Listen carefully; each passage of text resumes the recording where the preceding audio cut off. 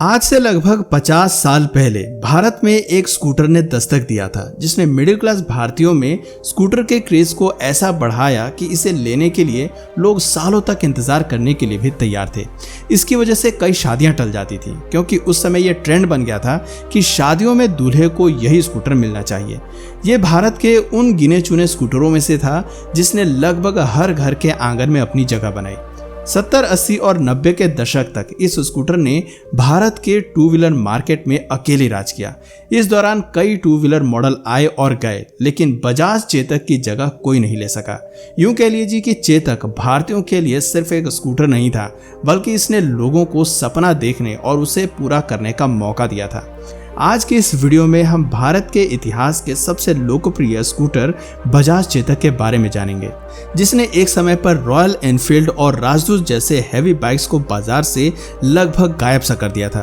पर आज ये स्कूटर आपको रोड पर नहीं, बल्कि किसी गैराज में पुराने कबाड़ की तरफ पड़ी हुई मिल जाएगी। आइए जानते हैं चेतक के अर्श से फर्श तक पहुंचने की कहानी।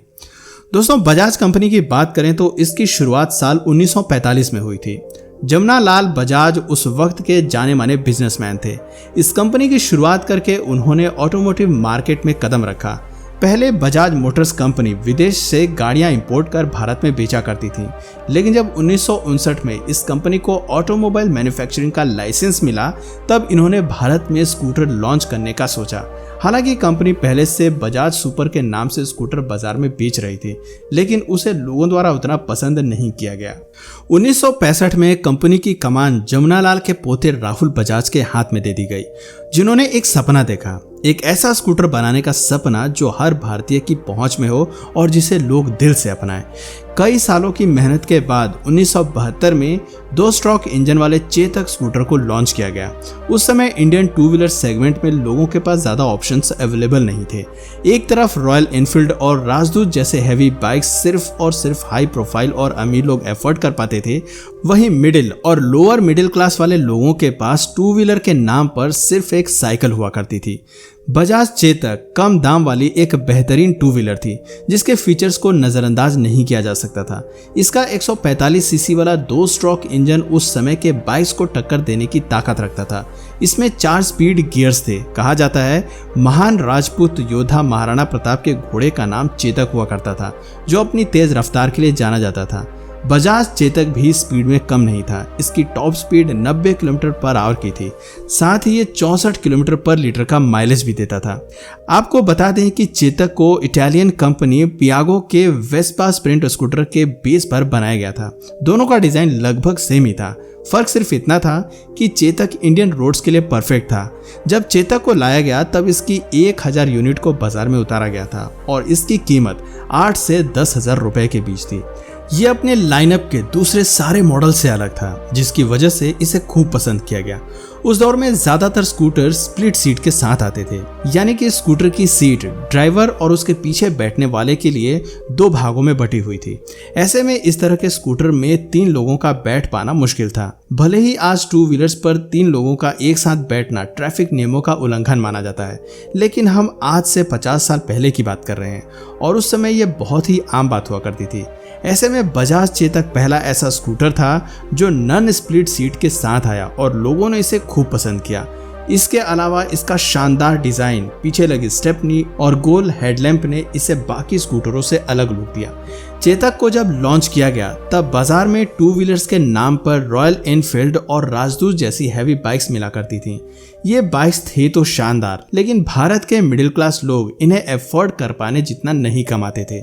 90s में जहां एक एवरेज मिडिल क्लास आदमी की सैलरी 7 से 8,000 हुआ करती थी, वहीं एक रॉयल एनफील्ड बाइक तब 18,000 रुपए की मिलती थी। ऐसे में बजाज ने चेतक को सिर्फ 6,000 की स्टार्टिंग कीमत पर बेचना शुरू किया, जिसकी वजह से इसकी सेल्स इतनी बढ़ी कि लोग रॉयल एनफील्ड और राजदूत को जैसे भूल ही गए। बजाज चेतक की डिमांड इतनी बढ़ गई कि लोग इसे खरीदने के लिए एडवांस पैसे देकर बुक किया करते थे।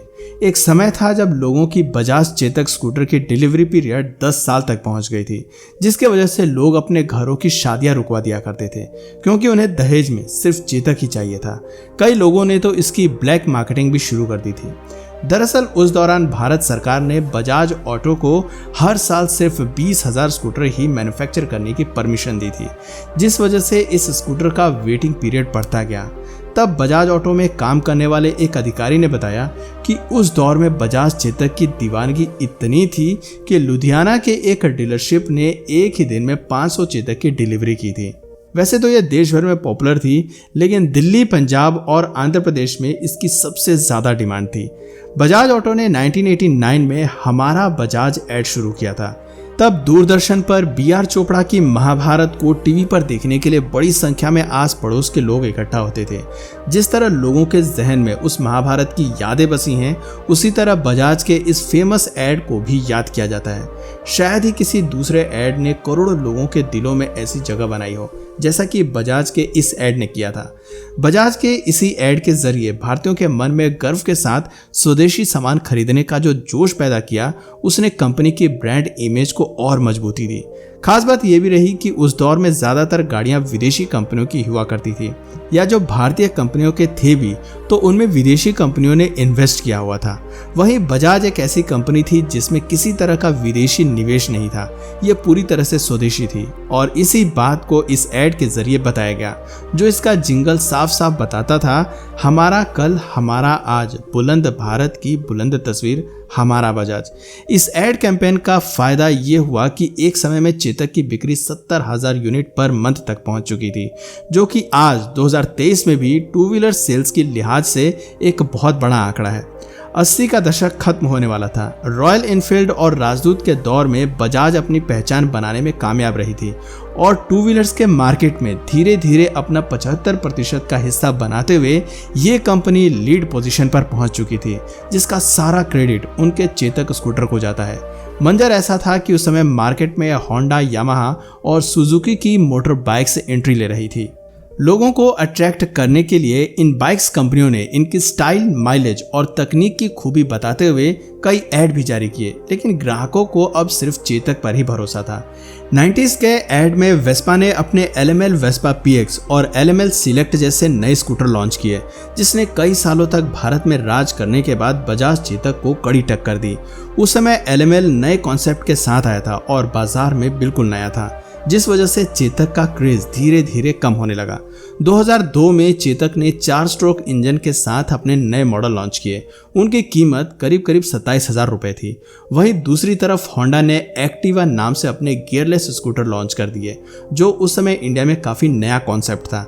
इसने चेतक स्कूटर्स की डिमांड बाजार से पूरी तरह गायब कर दी। ऐसे में बजाज को अपने इस आइकॉनिक स्कूटर की मैन्युफैक्चरिंग को बंद करना पड़ा और साल 2006 में कंपनी ने स्कूटर्स छोड़ बाइक्स की मैन्युफैक्चरिंग पर फोकस करना शुरू कर दिया। बाइक्स के सेगमेंट में बजाज को ज़्यादा मेहनत नहीं करनी पड़ी और इसका सारा क्रेडिट चेतक स्कूटर्स को ही जाता है।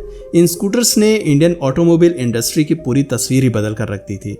हालांकि बदकिस्मती से चेतक जैसे स्कूटर को दोबारा से मार्केट में लॉन्च करने की बजाज की सारी कोशिशें नाकाम रहीं। जैसे होंडा के एक्टिवा को टक्कर देने के लिए इसने क्रिस्टल नाम की एक दूसरी स्कूटी को लॉन्च किया था, लेकिन इसमें वो काफ़ी लेट हो चुके थे। और तो और जब इंडियन मार्केट में इलेक्ट्रिक व्हीकल्स ने एंट्री ली, तब भी बजाज ने चेतक के ही नाम पर एक इलेक्ट्रिक स्कूटर को लॉन्च किया, जिसने लोगों के दिलों में एक्साइटमेंट तो जगाई, लेकिन पुराने चेतक की तरह जगह नहीं बना पाई। और इसकी वजह रही इनकी खराब डिज़ाइन और ओवर प्राइसिंग। आज भले ही हमारे पास एक आकर्षक नई स्कूटी हो सकती है, लेकिन चेतक अभी भी वो है जिसके साथ हम में से कई बड़े हुए हैं और जिसके साथ हमारी यादें जुड़ी हुई हैं। तो दोस्तों, आपकी फेवरेट बाइक कौन सी है, नीचे कमेंट सेक्शन में ज़रूर बताइए। और अगर इस वीडियो से आपको कुछ नया जानने या सीखने को मिला या फिर इंटरेस्टिंग लगा, तो प्लीज़ इस वीडियो को एक लाइक करके अपने फ्रेंड्स और फैमिली में से ज़रूर शेयर करें। और यदि आप इस चैनल पर नए हैं तो प्लीज़ इस चैनल को सब्सक्राइब करके बेल नोटिफिकेशन आइकन को ऑन कर लीजिए, ताकि हमारे आने वाले वीडियोज़ आप मिस ना करें। मिलते हैं फिर किसी वीडियो में नए टॉपिक के साथ, तब तक के लिए नमस्कार।